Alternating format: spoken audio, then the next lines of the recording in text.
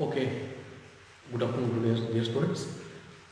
In the last class, we have made a study on specific heat of solids by classical theory, and from classical theory, we have given the definition for Dulong and Petitla, and we also seen the some drawbacks of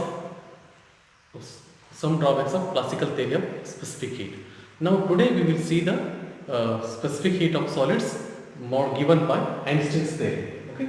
Today we will make a study on Einstein's theory of specific heat of solids. Okay. Einstein explained the specific heat on the basis of quantum theory. According to quantum theory, heat is emitted from the hot body in the form of discrete particles called as photon. That means heat is emitted from the hot body in the form of discrete particles called as photons, and these photons are having an energy h nu. Okay, photon, and these photons will be having an energy of the photon h nu, where h is a Planck's constant, nu is the frequency of the radiation emitted. Okay, to derive the equation for specific heat of solids, Einstein made some assumptions. Okay, Einstein made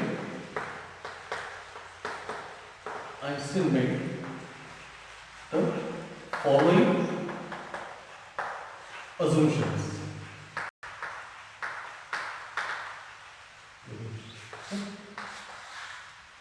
So, the first assumption is that atoms in a solid vibrate about their fixed lattice site. Okay, atoms in a solid vibrates about their fixed lattice sites, and their vibration is independent of each other. That means atom in a solid vibrates independently.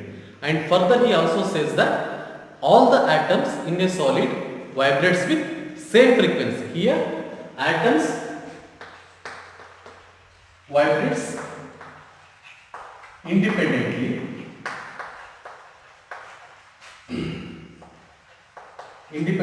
and with same frequency.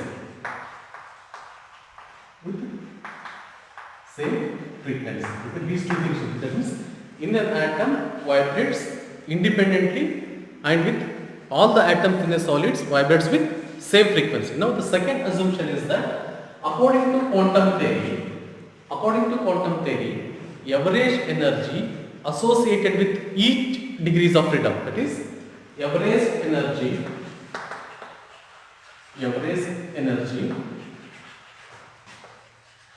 associated with each degrees of freedom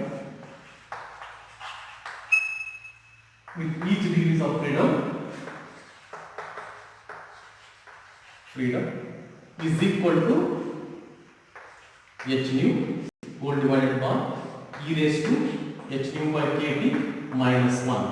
Okay, so this is the energy given, this equation gives the energy associated with each degrees of freedom. Okay, now each atom has 3 degrees of freedom. 3 degrees of freedom. Okay, so now if a solid contains n number of atoms, okay, if the solid contains n number of atoms is equal to 3n number of harmonic oscillator. Solid containing n number of atom is equivalent to 3n number of harmonic oscillator. So now the energy of a solid, the internal energy of a solid containing n number of atoms is given by, that is internal energy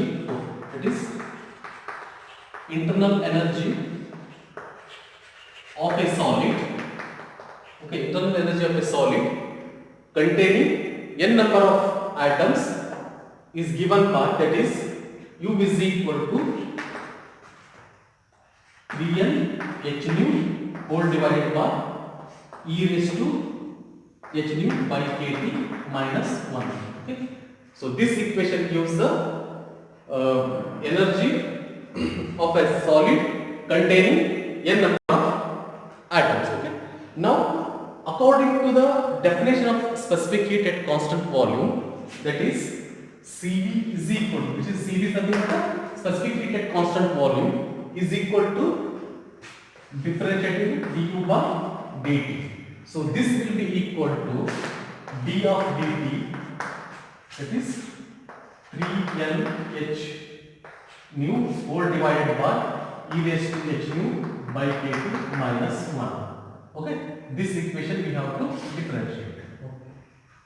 So this is of the form, this equation is of the form, that is d of dx by uv.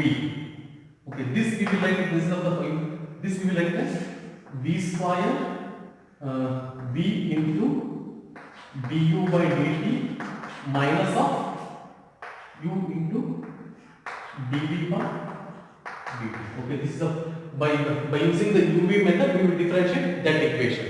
Okay, so now we get that is, so that is Cv is equal to, now you write that denominator square, that is v square, that is e raised to h nu by kt minus 1 whole square. Now v as it is e raised to h nu by kt minus 1.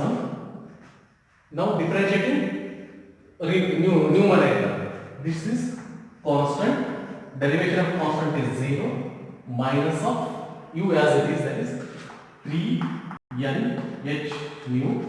Now you have to differentiate the denominator. Okay, this is of the form e raised to h nu by kt is nothing but e raised to x. We can write it in that fashion. This will become now we will write that is e raised to h nu by kt. Okay, now this is h nu by kt is nothing but h nu by k is constant, t is nothing but 1 by x. So now we will derive this term, that is h nu by k. Now the derivation of 1 by t or 1 by x, that 1 by x will be, that is minus of 1 by t square. Okay, this gives you a derivative of that Cv is, so this term will become 0. Now this minus multiplied by this minus, it will become plus. So now we can get it as 3n. Okay, now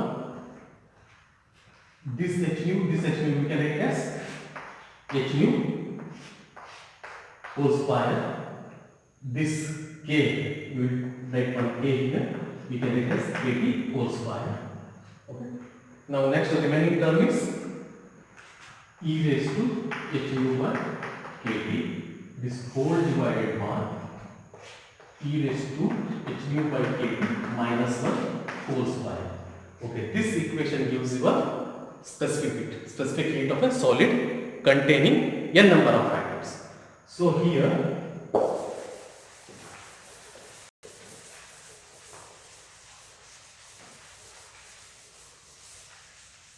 now we can write this equation as Cv is equal to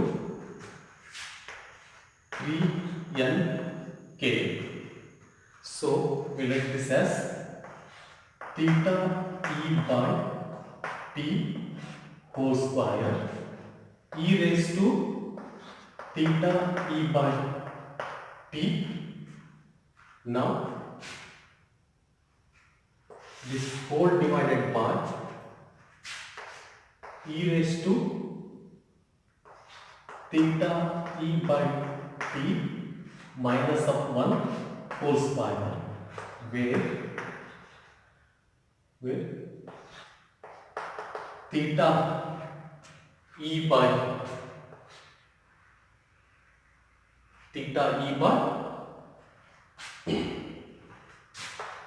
k is equal to, sorry, one minute, that is h nu by k is equal to theta e. This theta is nothing but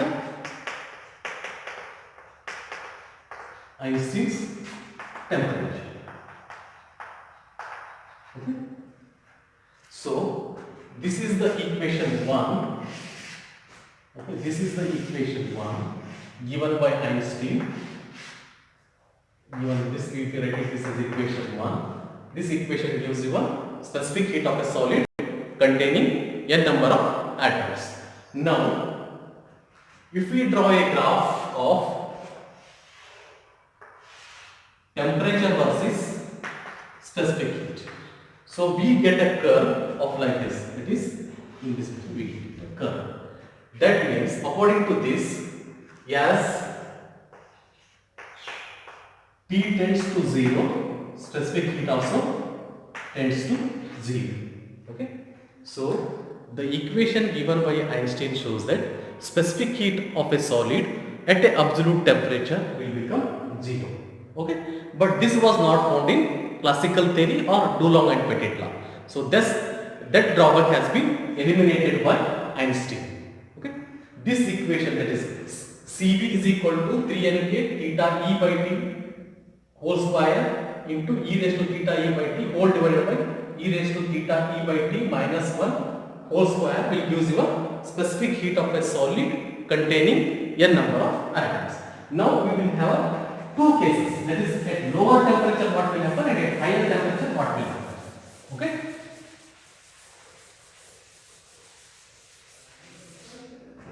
So in case 1, at higher temperature, that is T is greater than theta E. So what will happen to our equation? This multiplied by e raised to theta E by T whole divided by e raised to theta E by T minus 1 whole square. So now if T is greater than theta E, so what will happen to our e raised to theta E by T? So this is of the form e raised to x. So we have got an e raised to x is equal to what? We have got an e raised to x is equal to 1 plus x by 1 factorial plus of x square by 2 factorial. This is a continuous equation. So like that we will expand this equation. This will become 1 plus theta E by T. Okay, neglecting the higher order terms. Neglecting these higher order terms.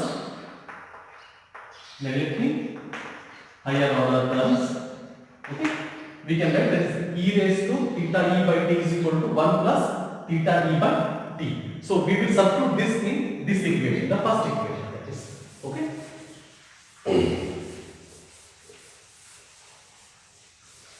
So our first equation will become, that is Cv is equal to 3nk, that is theta E by T whole square. This will become 1 plus theta E by T whole divided by 1 plus theta E by T, okay, theta E by T minus of 1 whole square. So this one gets cancels with this one, and this theta E by T, this theta E by T, okay, gets cancels. Both are having the square. This is also cancels and this will also get cancelled. So we will have an equation Cv is equal to 3nk multiplied by 1 plus theta E by T. So Cv is equal to, so here we have taken that is nk is equal to R. So 3R, that is 1 plus theta E by T. We have got this equation for at higher temperature. At higher temperature means as T tends to infinity, okay, this term will become 0. So as T tends to infinity, our Cv will become 3R. So specific heat at lower temperature also, as given by Einstein, this is nothing but a Dulong and Pettit law. Okay, equation given by the Einstein for a specific heat of a solids containing n number of atoms at lower temperature, at higher temperature is equal to 3R, which is nothing but a Dulong and Petit law. Okay, this is the first case. Now we will go for the case 2. Okay, for case 2, for a temperature where T is greater than 1. So if T is greater than 1, we have an equation 1, that is, we have the general equation C is equal to 3nk theta E divided by T whole square e raised to theta E by T whole divided by e raised to theta E by T minus 1 whole square. So if T is greater than 1, we will neglect this 1 from the denominator.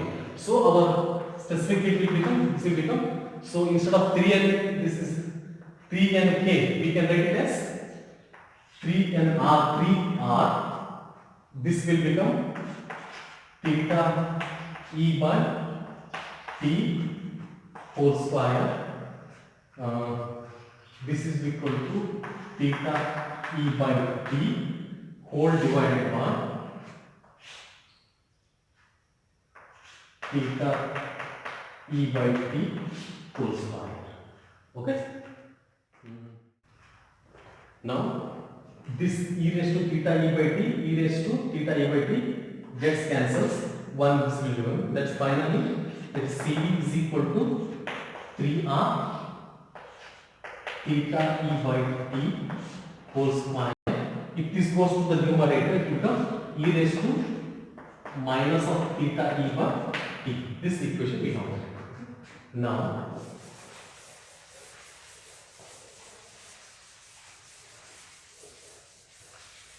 that is at lower temperature, that is CV is equal to 3R theta E by T whole raised to square, that is e raised to minus theta E by T. Okay, at lower temperature, as T tends to 0, okay, as T tends to 0, this term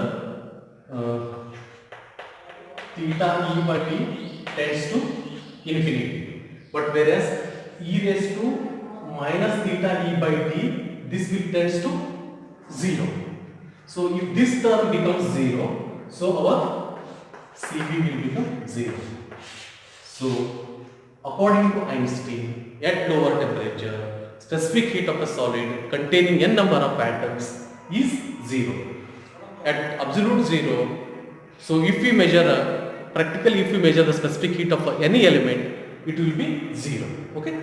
So this was not found in classical theory of specific heat. Where in classical theory of specific heat, the classical theory of specific heat says that whatever temperature we measure, the specific heat remains same. That is Dulong and Petit.